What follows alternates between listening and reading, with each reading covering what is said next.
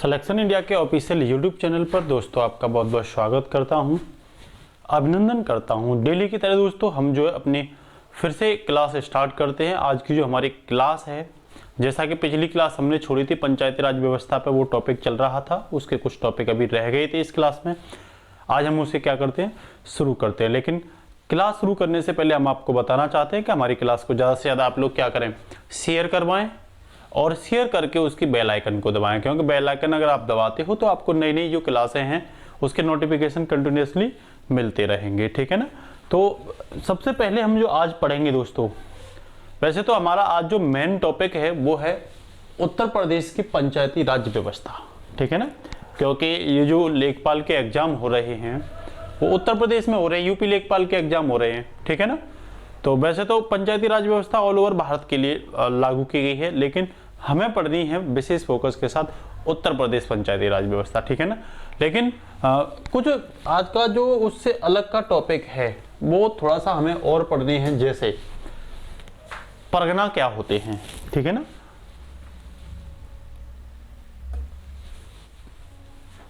या तहसील क्या होती हैं, ब्लॉक क्या होते हैं, ऐसे छोटे छोटे मुद्दे हमको क्या करने हैं, पढ़ने हैं। परगना कई बार पूछा जाता है, ठीक है ना। तो आप बोर्ड पर देख रहे होंगे जो परगना है दोस्तों, ये जो है फारसी भाषा का शब्द है। किस भाषा का शब्द है? फारसी भाषा का शब्द है। आमतौर पर वर्तमान में परगना शब्द का यूज नहीं किया जाता है, ठीक है ना। परगना शब्द का प्रयोग कब किया जाता था? परगना शब्द का प्रयोग किया जाता था जिस समय दिल्ली सल्तनत काल था, ठीक है ना, 12वीं शताब्दी में, ठीक है ना, 13वीं शताब्दी में, 14वीं, 15वीं, 16, 17, 18वीं शताब्दी में, 19वीं शताब्दी में, जब भारत में दिल्ली सल्तनत काल, मुगल सल्तनत और ब्रिटिश काल जो था, उस समय परगना शब्द जो होता था वो प्रशासनिक इकाई के रूप में और उसके साथ साथ राजस्व इकाई के रूप में इसका क्या करते थे, प्रयोग करते थे। कब? पिछले समय में, भूतकाल में इसका प्रयोग किया जाता था, ठीक है ना। परगना से छोटा एक उपखंड और होता था जिसे मौजा कहते थे। क्या कहते थे? मौजा कहते थे। तो आप याद रखोगे परगना जो है फारसी भाषा का एक शब्द है जो वर्तमान में यूज नहीं किया जाता। कब किया जाता था? ये दिल्ली सल्तनत काल के समय, मुगल सल्तनत काल के समय और ब्रिटिश काल के समय यूज किया जाता था, ठीक है ना।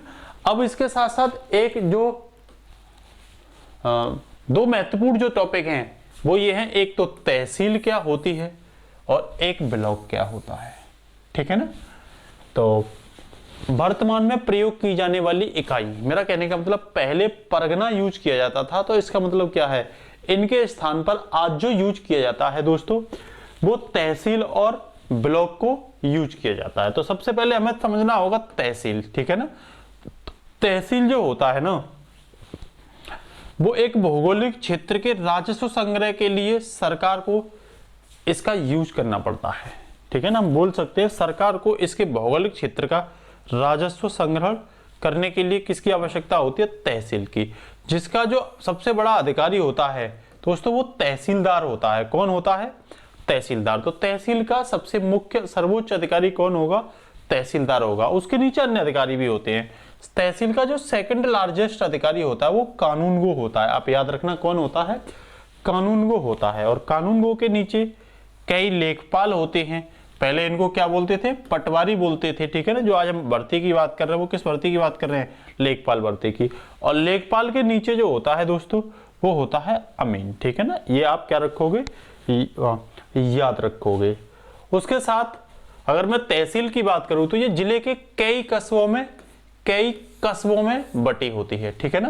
मेरा कहने का मतलब ये है कि जिले में कई क्या मिलती हैं? तहसील मिलती है। तहसील किसकी होती है? कस्बों की होती हैं, ठीक है ना। आप इस बात को क्या रखना, याद रखना।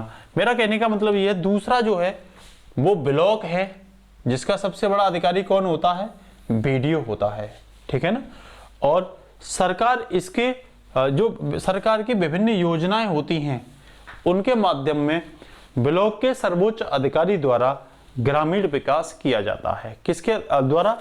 Block development officer.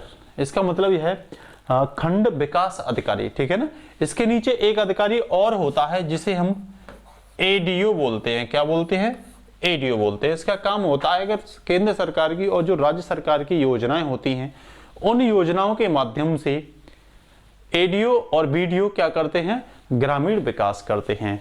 लेकिन तहसील का क्या काम होता है, तहसील का काम होता है कि ये तहसीलदार के माध्यम से, कानूनगो के माध्यम से, पटवारी या लेखपाल के माध्यम से या अमीन के माध्यम से जो तहसील का भौगोलिक क्षेत्र होता है उसका राजस्व संग्रहण का क्या होता है, इसका काम होता है। ठीक है ना। इसके साथ ही दोस्तों आज जो हमारा मुख्य टॉपिक है वो टॉपिक है उत्तर प्रदेश में पंचायती राज व्यवस्था। तो सबसे पहले अगर मैं आपको इसके बारे में बात करूं तो उत्तर प्रदेश को पहले संयुक्त प्रांत बोला जाता था। क्या बोला जाता था, संयुक्त प्रांत। जैसे एमपी है, एमपी को मध्य प्रांत बोला जाता था और उत्तर प्रदेश को संयुक्त प्रांत बोला जाता था। तो वर्ष 1947 में उत्तर प्रदेश में पंचायती राज्य व्यवस्था लागू करने के लिए एक एक्ट बना जिसका नाम था संयुक्त प्रांत पंचायती राज अधिनियम 1947। ठीक है ना।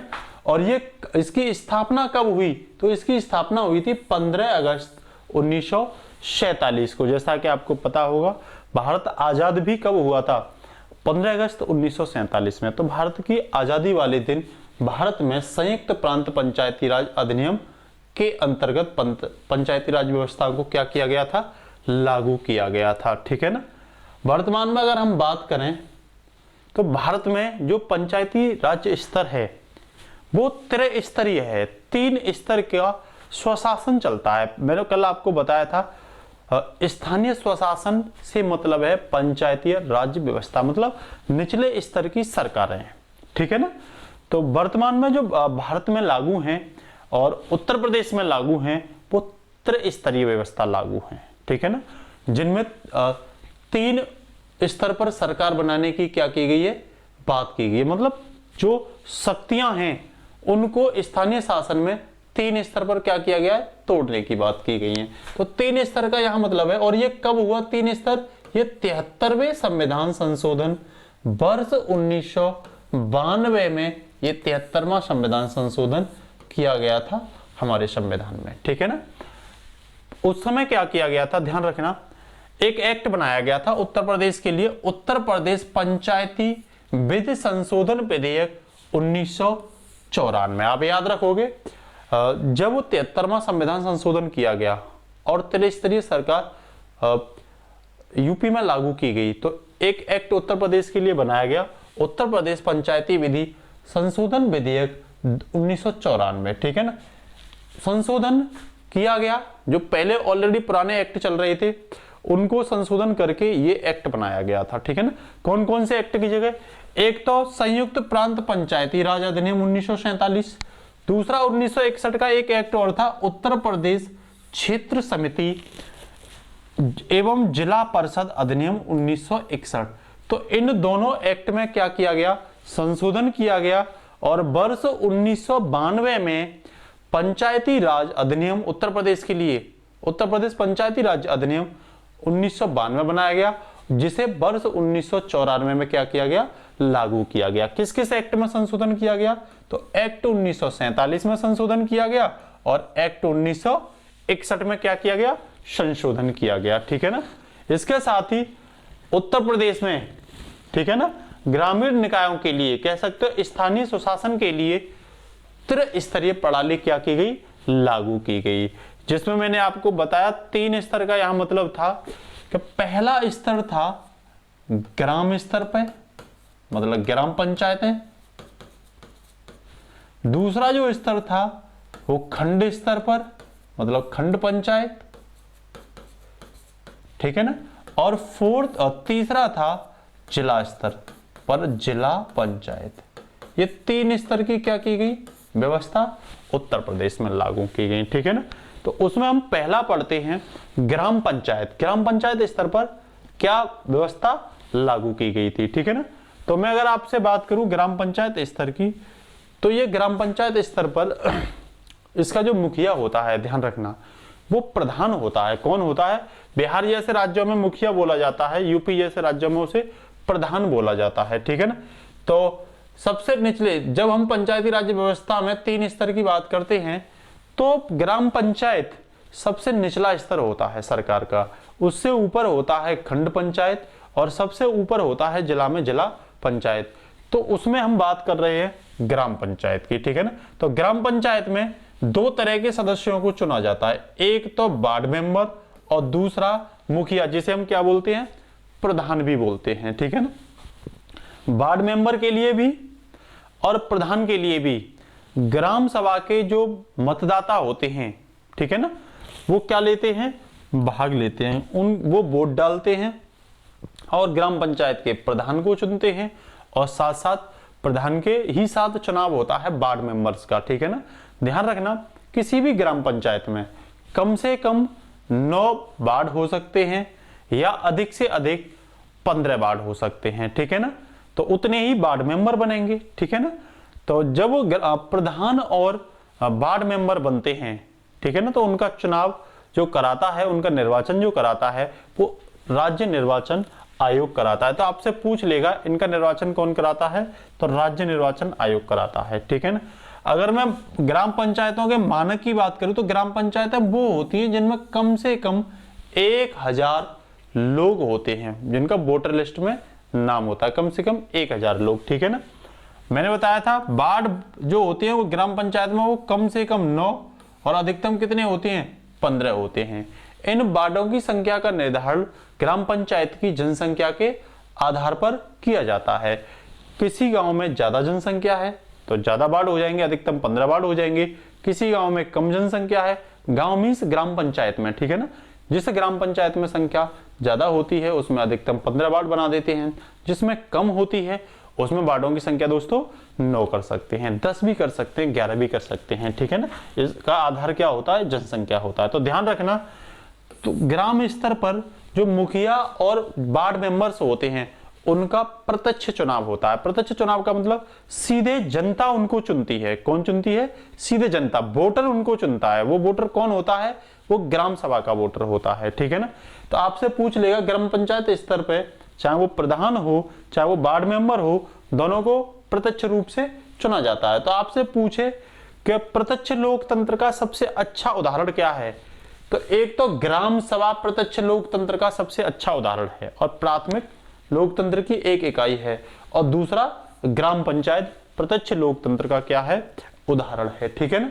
इनका चुनाव कौन कराता है, तो राज्य निर्वाचन आयोग। आपसे पूछ लेगा जीतता कौन है इसमें, तो इसमें यह नहीं है कि 50% से ज्यादा वोट लाने हैं या 50% से कम वोट, ऐसा कुछ नहीं है।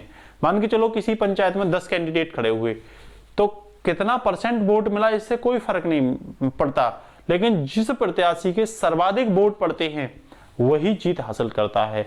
यही सिस्टम वार्ड मेंबर्स में क्या होता है, लागू होता है, ठीक है ना। तो आप ध्यान रखना, ग्राम पंचायत का जो मुखिया होता है उसको ग्राम सभा के जो मतदाता होते हैं वो सीधा वोट डालते हैं, ठीक है ना।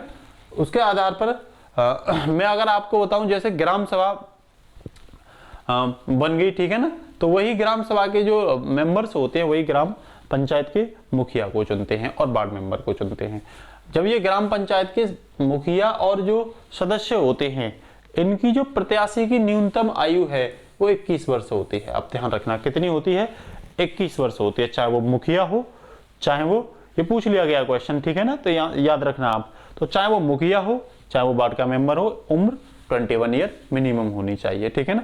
जब प्रधान चुन जाता है किसी ग्राम पंचायत में तो दोस्तों वो सचिव के साथ मिलकर के, ठीक है ना, ग्रामीण विकास के लिए कार्य करता है, ठीक है ना। और इस सचिव की नियुक्ति, जिसे सेक्रेटरी बोलते हैं, राज्य सरकार द्वारा की जाती है, ठीक है ना। ग्राम प्रधान के कार्यों के लिए मतलब शासनिक काम ग्राम पंचायत का प्रधान करेगा और प्रशासनिक काम कौन करेगा, सचिव करेगा, जिसे हम विलेज डेवलपमेंट ऑफिसर कहते हैं, बीडीओ कहते हैं, ठीक है ना। तो ग्राम विकास अधिकारी बोलते हैं हम इसे, ठीक है ना। तो दोनों मिलकर के, दोनों के कोऑर्डिनेशन से क्या किया जाता है, कार्य किया जाता है। प्रधान शासनिक कार्य करने के लिए दोस्तों वार्ड जो मेंबर होते हैं उनकी भी क्या लेता है, सहायता लेता है, ठीक है ना। इसके साथ साथ ये प्रधान क्या करता है, वार्ड मेंबर्स के साथ मिलकर के 6 समितियां बनाता है। कितनी समितियां बनाता है, 6 समितियां बनाता है। एक तो नियोजन एवं विकास समिति, दूसरी स्वास्थ्य एवं कल्याण समिति, तीसरी शिक्षा समिति, ठीक है ना, और चौथी दोस्तों जल प्रबंधन समिति, पांचवी निर्माण समिति और छठी प्रशासनिक समिति। आप ध्यान रखना, निर्माण और प्रशासनिक जो समिति होती है इसका अध्यक्ष केवल प्रधान होता है। उसके साथ साथ जो अन्य 4 समितियां होती हैं, प्रधान वार्ड मेंबर्स में से ही वार्ड सदस्यों को क्या बना देता है, उनका अध्यक्ष बना देता है, ठीक है ना। आप ये ध्यान रखना, ये जो समितियां होती हैं 6 समितियां, ठीक है ना, जो प्रधान और वार्ड मेंबर की सहायता से बनाई जाती हैं गांव के शासनिक विकास के कार्यों के लिए, प्रशासनिक विकास के कार्यों के लिए, ठीक है ना। तो उनमें एक अध्यक्ष होता है और 6 अन्य सदस्य होते हैं, किसी भी समिति की बात कर रहा हूं मैं, ठीक है ना। उसके साथ साथ ध्यान रखना, और इसकी क्या विशेषता है कि ये जो समितियां होती हैं इनमें एससी मतलब अनुसूचित जाति, अगर कोई अनुसूचित जनजाति क्षेत्र है तो अनुसूचित जनजाति, महिला और पिछड़े वर्ग के प्रतिनिधित्व का भी क्या रखा जाता है, ध्यान रखा जाता है, ठीक है ना। इसके साथ साथ दोस्तों अगर मैं बात करूं नियोजन और विकास समिति की, तो ये जितनी भी योजनाएं होती हैं गांव के लिए, गांव के या ग्राम पंचायत के विकास के लिए, तो वो इसका ध्यान रखती है। स्वास्थ्य और चिकित्सा के लिए स्वास्थ्य एवं कल्याण समिति, शिक्षा का स्तर कैसा है स्कूलों में विकास के लिए, स्कूलों के साक्षरता स्तर के लिए, पंचायत के साक्षरता स्तर के लिए ये समिति काम करती है, ठीक है ना। जल प्रबंधन के लिए कहाँ नलकूप लगना है, कहाँ पानी का निकास होना है, कहाँ तालाब बनना है, उसके लिए ये जल प्रबंधन समिति काम करती है। निर्माण समिति जो होती है, जो भी संरचनात्मक विकास होता है, सड़कें होती हैं, खरंजे होते हैं, स्कूल होते हैं, हॉस्पिटल होते हैं, इनमें काम कैसे होना है कैसे नहीं होना, ये निर्माण समिति काम करती है। और तो और ये निर्माण समिति जो होती है, काम जो संरचनात्मक विकास में मटेरियल यूज किया जाता है उसकी क्वालिटी की मतलब उसकी गुणवत्ता पे भी क्या रखती है, निगरानी करती है, ठीक है ना। और प्रशासनिक समिति ये उस पंचायत के प्रशासन का क्या रखती है, ध्यान रखती है। बहुत सारे केस होते हैं परिवार से रिलेटेड, उन पर जो मुखिया होता है वो फोकस करता है, ठीक है ना। इसी के साथ मान लो आपसे कोई पूछे कि प्रधान को क्या हटाया जा सकता है सदस्यों के द्वारा, तो ध्यान रखना बिल्कुल हटाया जा सकता है। अगर किसी प्रधान को हटाना होगा तो जो वार्ड मेंबर होते हैं सबसे पहले वो एक प्रस्ताव लाएंगे 1/3 बहुमत से, मतलब मान के चलिए 15 अगर मेंबर हैं तो 5 सदस्यों को वो प्रस्ताव लाना होगा कम से कम। और जिस दिन प्रस्ताव पारित होगा उस दिन जितने भी उपस्थित होंगे और वोट करेंगे उसका 2/3 बहुमत से यदि प्रस्ताव पारित हो जाता है तो प्रधान को हटना होता है, ठीक है ना। उसके साथ साथ मैं अगर प्रधान के कार्यकाल की बात करूं दोस्तों, तो प्रधान या वार्ड मेंबर का जो कार्यकाल होता है, ठीक है ना, वो प्रथम अधिवेशन से, कब, प्रथम अधिवेशन से 5 वर्ष के लिए होता है, प्रथम अधिवेशन से 5 वर्ष के लिए होता है। बीच में अगर ग्राम पंचायत भंग हो जाती है ना तो उसे हटना पड़ता है, बशर्ते तो उसका कार्यकाल 6 वर्ष से अगर मतलब 6 महीने से ज्यादा का बचता है तो चुनाव पुनः करा लिए जाते हैं, और 6 महीने से कम का बचता है तो चुनाव नहीं कराए जाते, ठीक है ना। ग्राम पंचायत स्तर पर ध्यान रखना महिलाओं के लिए 1/3 बहुमत की बात की गई है, मतलब रिजर्वेशन की बात की गई है, आरक्षण की बात की गई है। उसके साथ साथ एससी को भी आरक्षण मिलता है सीटों में, ओबीसी को भी आरक्षण मिलता है, और एसटी को भी क्या मिलता है, आरक्षण मिलता है, किसमें, ग्राम पंचायतों में, ठीक है ना। अब मैं बात करूं ग्राम पंचायतों के कार्य क्या हैं, है ना। बात आती है कि भाई ग्राम पंचायत जो है उनके आखिरकार कार्य क्या हैं, ठीक है ना, या ग्राम पंचायतों के आय के साधन का इनकम कहां से होती है इनके लिए, ठीक है ना। तो ग्राम पंचायतें जो बहुत सारे क्षेत्रीय व्यापार होते हैं, ठीक है ना, उनका कर के माध्यम कर लगा सकती हैं, या सरकार जो कर लगाती है वो खर्च कहां करती है, ग्राम पंचायतों पर खर्च करती है, ठीक है ना। दूसरा जल कर या घाट कर, ये ग्राम पंचायतों के अधिकार क्षेत्र में होता है, तालाब वगैरह पर, ठीक है ना, या अन्य जो नगर मतलब जो टंकियां वगैरह बनाई जाती हैं उन पे कर लगा सकती है, ठीक है ना। बाजार पर कर लगा सकती है, मंडियां वगैरह जो होती हैं छोटी छोटी, संपत्ति कोई बेचनी होती है उस पर कर लगा सकते हैं, ठीक है ना। और मेला कर, जो सरकार की जमीन खाली होती है या बचत वगैरह जो होती है उस पर सरकार मेले वगैरह लगवा करके टैक्स, सरकार मीन्स ग्राम पंचायत सरकार, ठीक है ना, ग्राम का प्रधान, ठीक है ना। दूसरी बात, राज्य सरकार द्वारा जो अनुदान भेजा जाता है वो भी पंचायतों को भेजा जाता है। विभिन्न योजनाएं भेजी जाती है राज्य और केंद्र सरकार द्वारा, और राज्य सरकार द्वारा उनके अनुदान भी ग्राम पंचायतों के लिए भेजा जाता है, ठीक है ना। दूसरी बात, जो सरकारी योजनाएं होती हैं उनकी क्रियान्वयन राशि भी ग्राम पंचायतों को जाती है। जैसे शौचालय बनवाए केंद्र सरकार ने, तो वो प्रधान के माध्यम से बने, तो ये कहाँ जाएगा, ये पैसा ग्राम पंचायतों में आएगा। बहुत सारी योजनाएं और भी होती हैं, ठीक है ना। सड़क योजनाएं, स्वास्थ्य योजनाएं, ठीक है ना, शिक्षा योजनाएं बहुत सारी होती हैं। दूसरी बात, मनोरंजन कर, मनोरंजन पे भी टैक्स लगा कर ये क्या कर लेते हैं, अपनी इनकम कर लेती हैं। और छोटी छोटी जो हॉट होती हैं, मंडियां वगैरह होती हैं, पेंट होती हैं, वहां से दुकानों से भी क्या लेती हैं, टैक्स वसूल करते हैं। अब बात आती है दोस्तों कि इनका कार्य क्या है, ग्राम पंचायत जो होती है उनका कार्य क्या है, ठीक है ना। तो ग्राम पंचायतों का जो कार्य होता है वो सबसे प्रमुख कार्य होता है कि ग्राम पंचायतें जो होती हैं वो लघु और कुटीर उद्योग के विकास के लिए तकनीकी प्रशिक्षण और व्यावसायिक शिक्षा का क्या करती हैं, प्रबंधन करती हैं। देखा होगा आपने कौशल विकास योजना के माध्यम से, या मशीन सिखाना, है ना, और छोटे छोटे जो उद्योग होते हैं उनके उसके लिए मनरेगा देना, तो इन सब के लिए क्या करती हैं ग्राम पंचायतें व्यवस्थाएं करती हैं, ठीक है ना। उसके साथ कृषि और भूमि विकास कार्य के लिए क्रियान्वित करती हैं। तो मान लो सरकार की कोई बचत कृषि बची है तो उस पर कृषि करने के लिए दे देती है, वहां से पैसे ले लेते हैं ये लोग। दूसरी बात, भूमि विकास के लिए भी इनका काम होता है, भाई पंचायतों के माध्यम से चकबंदी वगैरह और ये सब काम करवाए जाते हैं प्रधान के साथ मिलकर के। फिर चिकित्सा और स्वास्थ्य व्यवस्था में कहाँ टीके लगने हैं, कहाँ टीके नहीं लगने, जो प्राथमिक चिकित्सा केंद्र होते हैं वहां पे भी पंचायतों का बहुत बड़ा रोल होता है। महिला और बाल युवाओं के लिए कल्याण के लिए ये पंचायतें ही काम करती हैं। जैसे इस समय भी जो महिलाओं के लिए काम की बात की जा रही तो मशीन देना, ठीक है ना, या महिलाओं को रोजगार देना, महिलाओं की शादी के लिए विभिन्न प्रकार की स्कीम चल रही हैं, ठीक है ना। तो इस तरीके से महिलाओं के लिए पंचायतें क्या करते हैं, रोल निभाती हैं, ठीक है ना। दूसरा, सार्वजनिक वितरण प्रणाली को उत्कृष्ट करना, जो पीडीएस सिस्टम होता है, पब्लिक डिस्ट्रीब्यूशन सिस्टम, उसमें प्रधानों की बहुत सक्रिय भूमिका होती है। कोई घोटाला ना हो और सभी लोगों को नियमित रूप से राशन पहुंचना चाहिए, ठीक है ना। और उसके साथ प्राकृतिक आपदाओं के समय मानवीय सहायता उपलब्ध कराना पंचायतों का काम होता है। कब, जब डिजास्टर आ जाता है, नेचुरल डिजास्टर आ जाता है उस समय।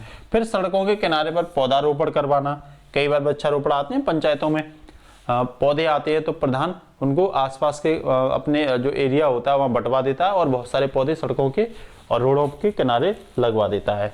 उसके साथ साथ मनोरंजन के साधनों का प्रबंधन, बहुत सारे पार्क बनवाते हैं ये लोग, ठीक है ना।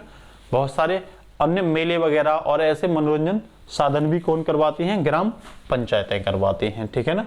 उसके साथ ही अब जो होगा सेकंड हमारा, वो खंड पंचायतें होंगी। कौन सी होंगी, वो खंड पंचायतें। इनको हम क्षेत्र पंचायतें भी कहते हैं। क्या कहते हैं, क्षेत्र पंचायतें भी कहते हैं, ठीक है ना।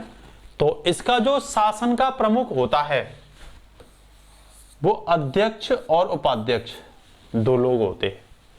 प्रशासनिक जो सर्वोच्च होता है इसमें वो बीडीओ होता है, वो बैन वाला नहीं, ये बैट वाला है, मतलब ब्लॉक डेवलपमेंट जो ऑफिसर होता है वो इसका मुखिया होता है। इसके नीचे एडीओ काम करता है और इनका काम होता है कि केंद्र और राज्य की जो योजनाएं होती हैं उन योजनाओं के माध्यम से ग्रामीण विकास को सुलभ कराना, ठीक है ना।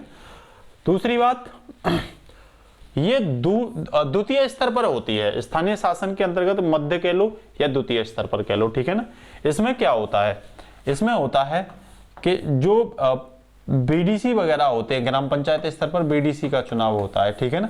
जो बीडीसी होते हैं वो बीडीसी इसके अध्यक्ष के लिए क्या करते हैं, वोट करते हैं। तो मैं कह सकता हूं कि जो क्षेत्र पंचायत स्तर पर मुखिया चुना जाता है, ठीक है ना, अध्यक्ष जो चुना जाता है, उपाध्यक्ष जो चुना जाता है, वो अप्रत्यक्ष चुनाव के माध्यम से चुना जाता है, जबकि ग्राम पंचायत स्तर पर प्रधान और वार्ड मेंबर दोनों ही प्रत्यक्ष लोगों के द्वारा चुने जाते हैं। और यहाँ पे अध्यक्ष जो चुना जाता है वो बीडीसी के द्वारा, बीडीसी को पहले ग्राम पंचायत स्तर पर चुन लिया जाता है लोगों द्वारा, और वो जो लोगों के प्रतिनिधि बीडीसी होते हैं वो किसे चुनते हैं, वो खंड पंचायत के अध्यक्ष को चुनते हैं, ठीक है ना। तो ये एक चीज क्लियर होगी आपके। उसके साथ साथ जो खंड पंचायतें होती हैं, ठीक है ना, तो हमने बताया था इनमें एक प्रमुख होता है और एक उप प्रमुख होता है, जिसे हम क्या बोलते हैं, जिसे हम उपाध्यक्ष बोलते हैं, ठीक है ना। अब क्या होगा, इनका कार्य क्या होता है, ये चीज हमें समझ में आनी चाहिए। जो खंड पंचायतें होती हैं उनका कार्य क्या होता है, ठीक है ना। अभी जो हमने पढ़ा था वो पढ़ा था ग्राम पंचायतों के कार्य, अब पढ़ेंगे हम खंड पंचायतों के कार्य। तो खंड पंचायतों का कार्य होता है लघु एवं जो कुटीर उद्योग होते हैं उनका विकास करना, ठीक है ना। छोटे छोटे जो उद्योग होते हैं उनका क्या करना, विकास करना। उसके साथ वितरण तथा गोदामों का निरीक्षण करना। भाई जो वितरण गोदाम है, चाहे वो बीज के गोदाम हो, चाहे वो पीडीएस सिस्टम वाले हो, राशन कार्ड वगैरह इनके गोदाम होते हैं, तो खंड पंचायत के जो अध्यक्ष उपाध्यक्ष या अन्य जो अधिकारीगण होते हैं वो क्या करते हैं, निगरानी करते हैं। उसके साथ प्राथमिक स्वास्थ्य केंद्रों का जो संचालन है वो भी खंड पंचायतों के हाथ में होता है। गोबर गैस का निर्माण करवाना या धुआं रहित चूल्हों का वितरण करवाना। बहुत जगह क्या होता है, खंड पंचायतों में गोबर गैस लगवाई जाती हैं सरकार के द्वारा सब्सिडी के माध्यम से या फ्री में सुलभ करा करके, ठीक है ना।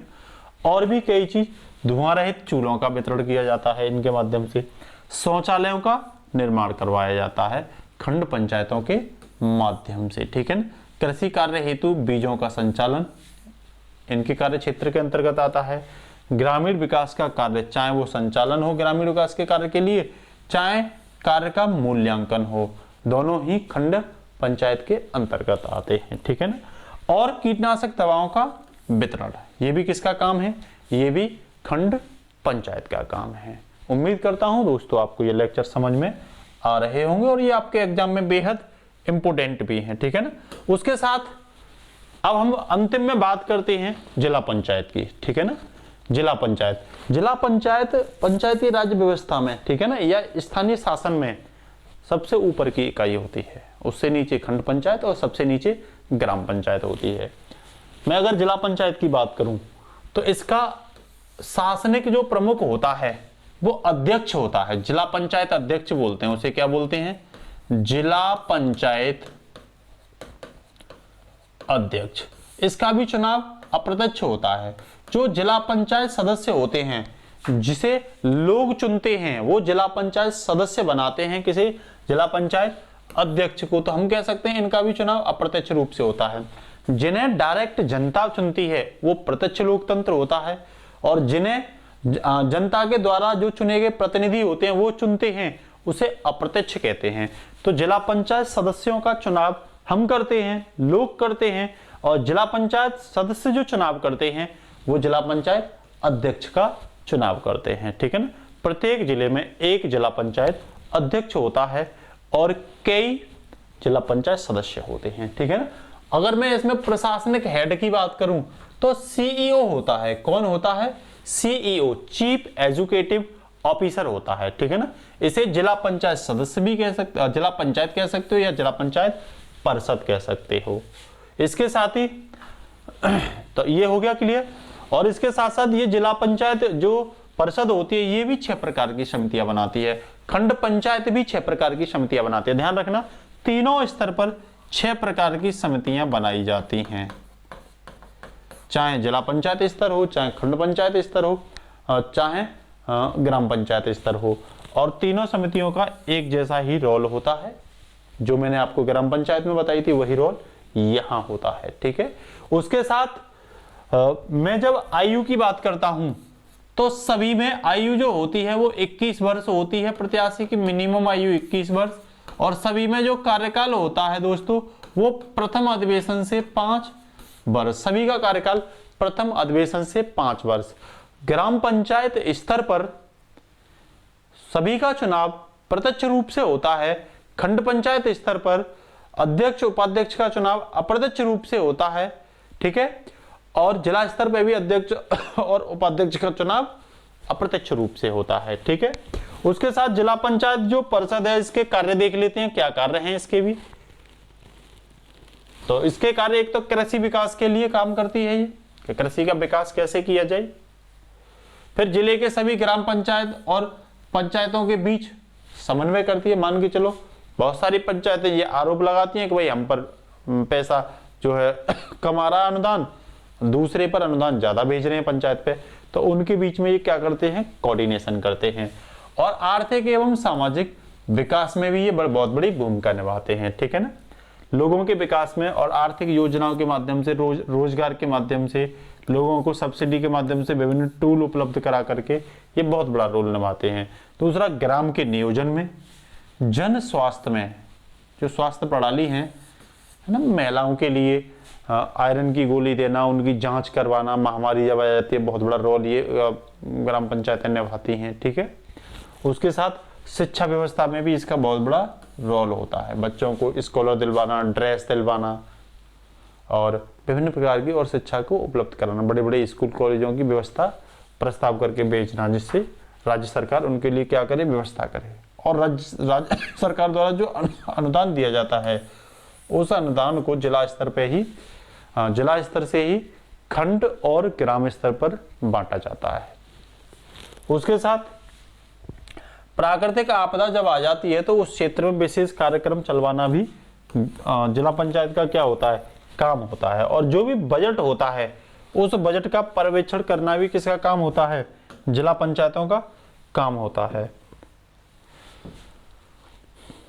तो हमने आज जो आपको पढ़ाया दोस्तों, वो पढ़ाया पंचायती राज व्यवस्था के बारे में, जिसमें हमने ये बताया आपको कि पंचायतों के कार्य क्या होते हैं, जिसमें ग्राम पंचायतों के कार्य क्या होते हैं, खंड पंचायतों के कार्य क्या होते हैं। उसके साथ हमने आपको पढ़ाया जिला पंचायतों के कार्य क्या होते हैं, इनके लिए अनुदान कहाँ से आता है, इनके लिए वित्त कहाँ से आता है, वो सब बताया। इनकी स्ट्रक्चर हमने बताई कि पंचायतों की स्ट्रक्चर क्या होती है। जैसे कि एक में स्ट्रक्चर और आपको बताता हूं, जैसे कि आप बोर्ड पर देख रहे होंगे कि पंचायती राज जो व्यवस्था है उसमें सबसे बड़ा रोल किसका होता है, केंद्र सरकार का होता है। और केंद्र सरकार सबसे चोटी पर होती है, ऊपर होती है पंचायती राज व्यवस्था में, ठीक है ना, टॉप पर होती है ये।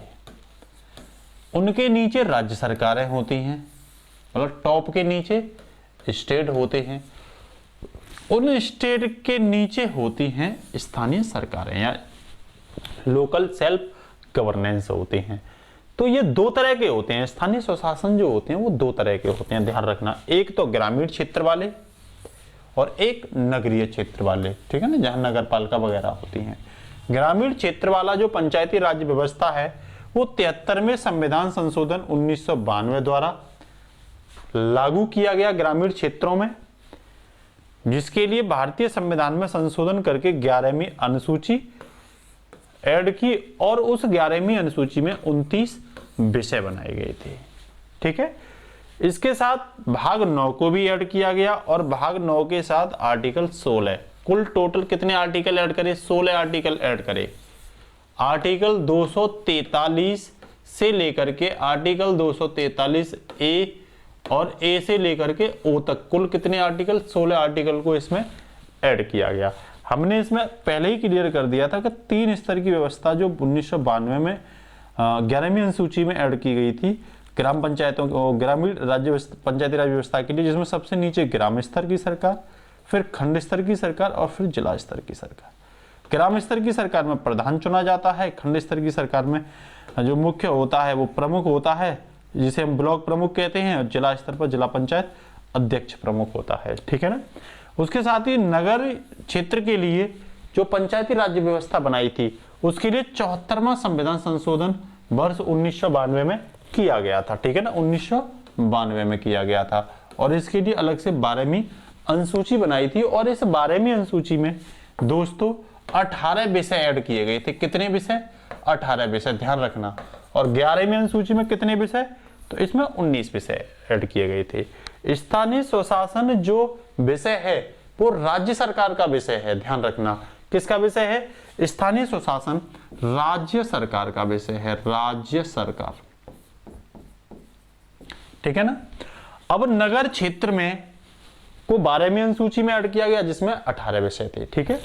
कौन कौन से, देखो इसमें स्तर कौन सा था, तो सबसे नीचे नगर पंचायत होती है, उसके ऊपर नगर पालिका होती है। जैसे जैसे जैसे गांव में जो संख्या होती है वो संख्या बढ़ती है ना, कई गांव मिलते हैं बढ़ते हैं तो फिर खंड बनता है और खंड जब कई हो जाते हैं तो फिर जिला बन जाता है। वैसे ही सबसे निचले स्तर पर नगर पंचायत होती है, ठीक है ना, जिसमें चेयरमैन को चुना जाता है। जब इसकी संख्या ज्यादा बढ़ जाती है तब ये नगर पालिका या नगर परिषद बन जाती है, इसमें भी चेयरमैन को ही चुना जाता है। उसके ऊपर जब संख्या और बढ़ जाती है तो नगर निगम चुना जाता है, जिसमें मेयर चुना जाता है। और कई जगह आप सुनते होंगे, जैसे अलीगढ़ में महापौर बनता है, ठीक है ना। तो जहां जनसंख्या नगर पालिका की, नगर निगम की 10 लाख से अधिक हो जाती है तो वहां पे फिर मेयर नहीं बनता, फिर वहां कौन बनता है, महापौर बनता है। मेयर महापौर बात एक ही है, पर क्षेत्र थोड़ा बढ़ जाता है जनसंख्या में, इसीलिए उसे मेयर ना बोल करके क्या बोलते हैं, महापौर बोलते हैं। इसे घोषित कौन करता है कि कौन नगर पंचायत बनेगा, कौन नगर पालिका बनेगा, कौन सा नगर निगम होगा, तो ये कौन घोषित करता है, राज्य सरकारें इसे घोषित करती हैं। तो आज के लिए हमारी क्लास यहीं रहेगी। कल की जो हमारी क्लास होगी तो जो हमने आज पढ़ाया है उसके प्रैक्टिस सेट क्वेश्चन पेपर कल की क्लास में करवाएंगे। आज के लिए इतना ही दोस्तों। क्लास अगर अच्छी लगती है तो ज़्यादा से ज़्यादा क्लास को क्या करा करिए, शेयर करवाया करिए अपने सभी फ्रेंडों में, क्योंकि आप लोग शेयर नहीं कराते, हमें मेहनत पूरी करनी पड़ती है। और जब सब्सक्राइब नहीं बढ़ती तो फिर अंदर से थोड़ा डिमोटिवेट होते हैं। सब्सक्राइब कंटिन्यूसली बढ़ते चले जाएंगे, हमें भी मोटिवेशनल मिलता रहेगा और आपके लिए कंटिन्यूसली हम क्लास लाते रहेंगे। क्लास को ज़्यादा से ज़्यादा शेयर करवाएं, बेल आइकन दबाएं, ठीक है ना, जिससे कि निरंतर क्लास आपको मिलती रहेंगी। तो आज के लिए इतना ही। थैंक यू दोस्तों।